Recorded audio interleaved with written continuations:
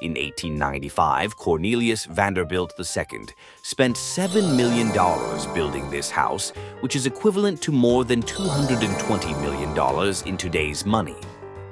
The Breakers in Newport, Rhode Island, USA, is an Italian Renaissance-style palazzo with 70 rooms filled with exquisite European artworks, a 50-foot-high ceiling, a dining room for 34 guests, a music room, a library, a billiards room, a morning room, 27 fireplaces, and a grand staircase that is a work of art in itself.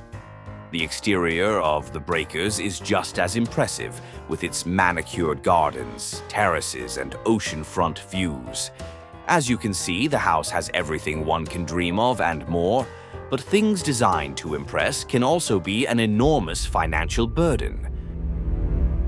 After Cornelius Vanderbilt II's death, this massive and luxurious mansion drove his descendants to bankruptcy. The Breakers required many servants, housekeepers, gardeners, maids, stable hands, all of whom had to be paid. In addition, when it was first built, there was no federal income tax. After the 16th Amendment was ratified in 1913, the great fortunes of the Gilded Age were exposed for the first time to government taxation, and the Vanderbilts were no exception. Cornelius's daughter, Countess Gladys Vanderbilt, inherited not only the Breakers but also $12.5 million, which is about $340 million in today's money.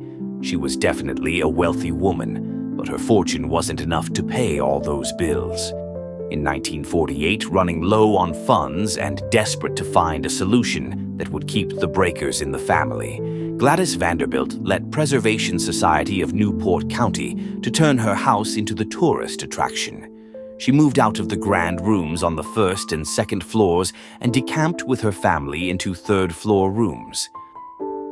The deal with the Preservation Society helped the Countess by lowering taxes on the property, but Gladys Vanderbilt was still responsible for paying them and for covering the cost of most major repairs.